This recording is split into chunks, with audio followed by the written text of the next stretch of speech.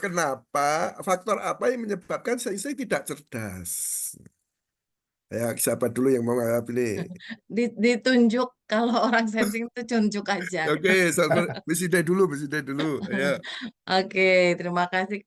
Apa yang membuat sensing nggak cerdas? Banyak ya.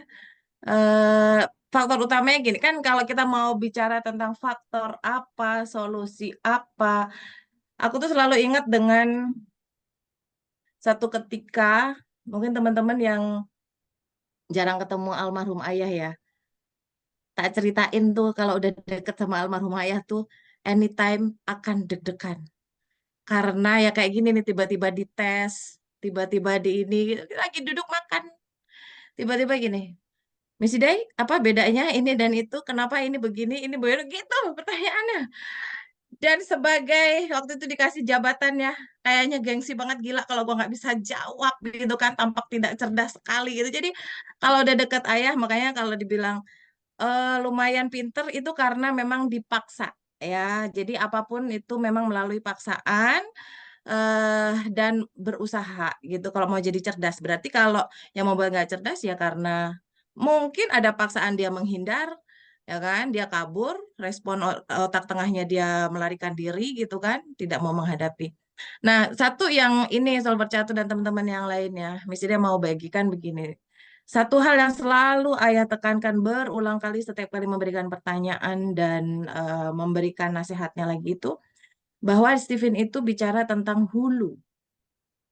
Kalau eh, apa bicara tentang psikologi, bicara tentang medik dan sebagainya itu kita udah bicara di pertengahan, apalagi kalau kita bicara tentang psikologi perilaku, itu sudah sampai di hilir tuh.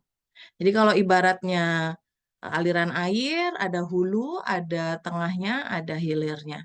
Yang selalu Ayah Farid tekankan berulang kali kepada Misida itu adalah, Misida, hulunya apa, hulunya apa, hulunya apa. Itulah kenapa kita bicara tentang genetika gitu. Jadi kalau bicara genetik, sesuatu yang melekat pada tubuh kita diberi dari Allah, kita nggak bisa pilih, berarti itu adalah hulunya.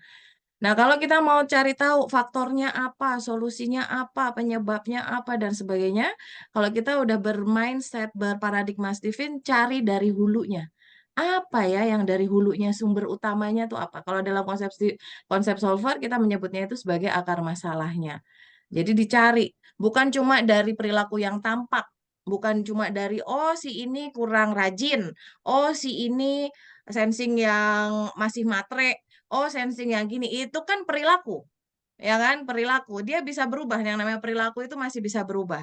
Nah, ketika ada sensing satu males, yang satu rajin, kita cari tahu dulu nih, hulunya di mana nih? Hulunya itu di lingkungan atau di genetikanya. Nah, kan gitu ya. Kita juga harus cari tahu bahwa fenotip sama dengan genetik plus lingkungan. Kita mesti cari tahu dulu nih, hulu hulu dari genetikanya apa? Gitu kan. Terus kemudian dia dibesarkan dalam lingkungan seperti apa yang itu menjadi penyebab utama kenapa dia berperilaku seperti itu. Jadi kalau dibilang dalam buku ini satu lagi, sebelum sampai kepada cerdas nggak cerdas. Ini ada satu, teman-teman ingat nggak waktu di satu sesi solver, Ayah Farid kan apa, bukan komplain ya, pokoknya mention lah gitu. Missy Day nih yang bikin jadi ada apa mesin kecerdasan cerdas nggak cerdas gitu kan. Teman-teman masih ingat nggak itu ada sesi itu tuh? Itu harusnya diganti, bukan cerdas nggak cerdas gitu kan. Terus aku kasih tahu lagi ke ayah, kan based on data fakta ya. Ayah, itu bukan saya yang bilang cerdas nggak cerdas. Itu saya ambil dari bukuku Big Leadership. Itu berarti ayah yang membuat. Cuma saya sebagai direktur Steven Institute membuat kurikulum waktu itu. Mengeluarkan data bagus itu untuk kita pelajari bersama. Saya tinggal tempel cerdas, tidak cerdas. Dan ternyata itu yang bisa alhamdulillah sampai saat ini kita gunakan untuk melihat Steven dengan lebih baik. Ya, karena kalau dulu kan dibilangnya salah tesnya lah ya kan, kalau ada sensing nggak banyak gerak dibilang salah tesnya kayak gitu kan. Nah, jadi kembali ke situ, kenapa ada sensing cerdas tidak cerdas, teman-teman baca, kalau mau lengkapnya silahkan baca di buku Kubik Leadership. Tahu tuh permasalahannya bagaimana sampai kemudian muncul tabel cerdas tidak cerdas, dan itu banyak sekali sebenarnya.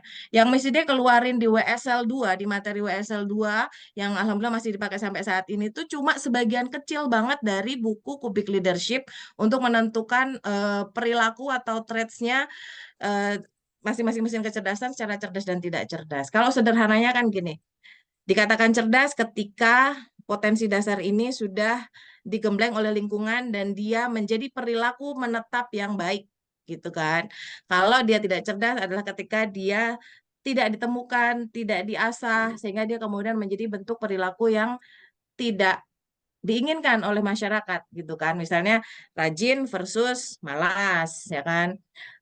Terus optimis versus cemas, karena basicnya adalah pesimis. Nah, gitu. Jadi disitulah kita bisa melihat bahwa oh, genetik tuh bisa bergerak ya, bisa bergerak positif dan negatif.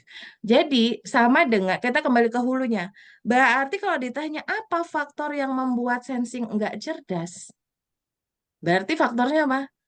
Karena potensinya tidak ditemukan, tidak diasah, tidak menjadi perilaku yang dia lakukan berulang-ulang, yang itu akan membuat dia tampak sesuai dengan yang diharapkan oleh dirinya maupun lingkungannya, sehingga bisa menjadi orang yang bermanfaat. Gitu jawabannya. Kalau misalnya kalau gampangnya berarti lu belum tes Stephen, lu belum belajar Stephen, lu belum praktek Stephen, lu belum mengasah diri lu sampai hebat. Itu sederhananya begitu. Iya, Itu, Pak. siap, siap. Luar biasa.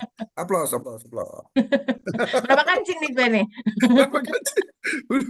Berapa kancing, Sabar Alif? Kita kasih berapa kancing? 5 kancing. 5 kancing. Oke. Sabar Alif mau menambahkan?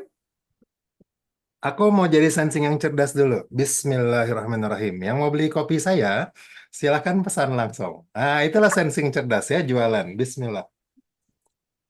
Langsung action. Mumpung. Udah terasah skillnya. Eh, ya, saya kira sudah jelas banget ya dari yang disampaikan Miss Hidai.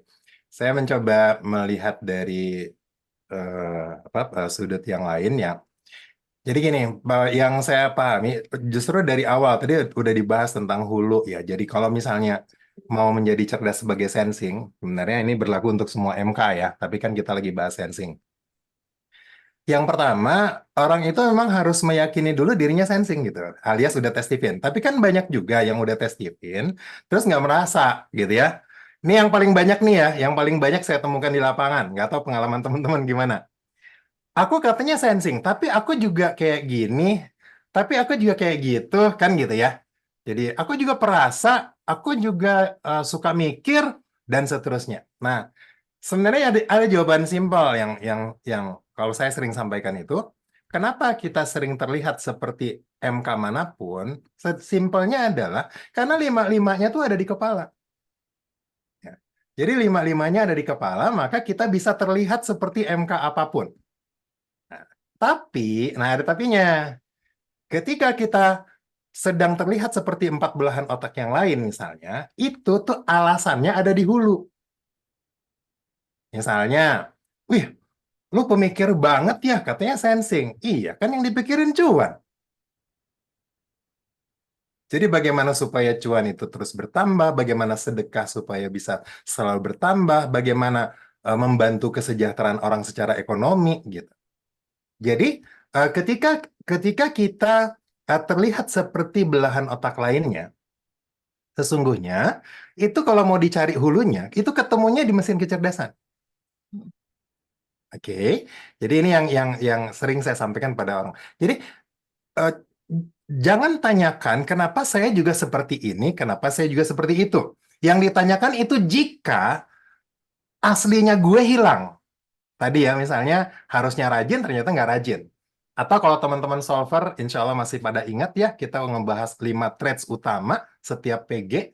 Nah itu yang saya pakai. Jadi pulang dari WSL 3 tuh langsung saya ganti penjelasan Stephen saya yang 10 psikometrik di lampiran itu, langsung saya praktek 5 sifat utama, 5 traits utama yang dibahas bersama 30 orang solver waktu itu bersama Ayah Farid Poniman. Jadi itu langsung ya udah kalau SI persisten, detail, disiplin, encyclopedic, workaholic, SE repetitious, ya generous, ya playful, show off, endurance, udah fokus di situ. Jadi kita fokusnya adalah jika 5 traits atau sifat-sifat utama sensing itu yang nggak ada, baru kita bertanya, kenapa ya saya nggak persisten?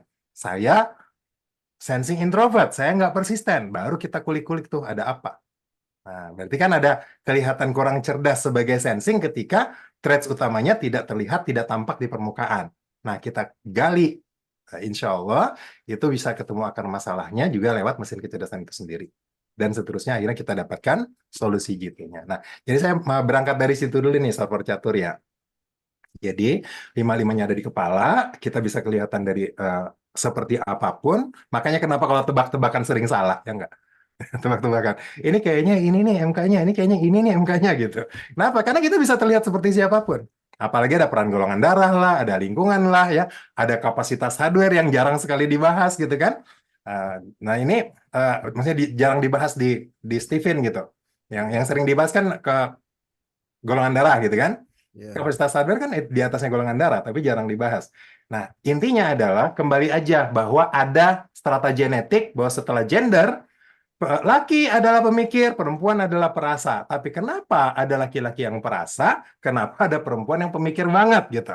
Itu bisa dijawab dengan distintif oleh Stephen. Masya Allah. Kan gitu. Nah, jadi oke, bagaimana supaya cerdas? Pastikan kita udah gue banget, kalau ada hal-hal yang kurang di sifat-sifat utama sensing, nah itu yang kita gali, silakan datangi promotor.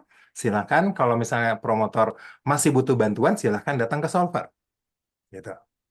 Insya Allah kita bisa bantu, kan gitu. Terus apa yang membuat gimana? Gini, ada satu kata kunci yang penting banget buat sensing yang tadi sudah dikatakan oleh Miss Hidai bahwa kita itu para sensing itu basicnya itu minderan. Kenapa? Alasannya cuma satu. Kenapa? Karena kita orang yang dominan memori. Dan memori itu awalnya kosong. Oke? Memori itu awalnya kosong.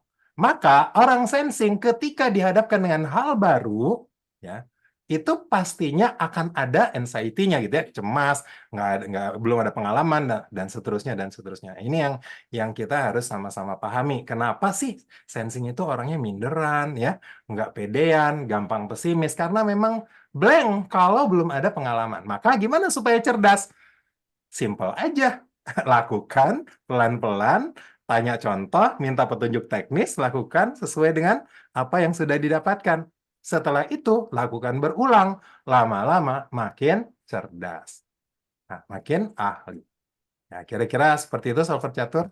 Jadi mudah-mudahan ya kita semua jadi cerdas semua dari versi kita masing-masing. Silakan. Aku boleh ikutan nambahin nggak? Ya, silakan Miss Hidai.